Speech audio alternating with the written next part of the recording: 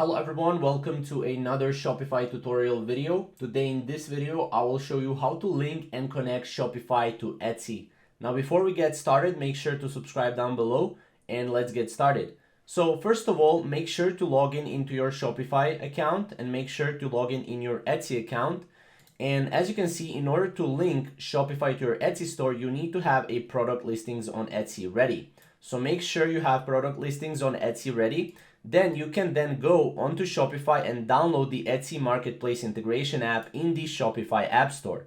On the app's homepage, navigate to the text block title, Connect with Etsy. Now you just need to enter your Etsy store name and press enter.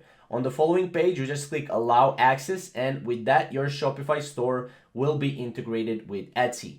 Now, obviously, before you get started, make sure you have some product listings on Etsy ready, right? And then you can just go into your Etsy Marketplace integration app and connect these two together. That's how easy it is to link Shopify to Etsy. So if you have any questions or comments around this, definitely comment down below and we'll see you in the next video. Thank you guys for watching.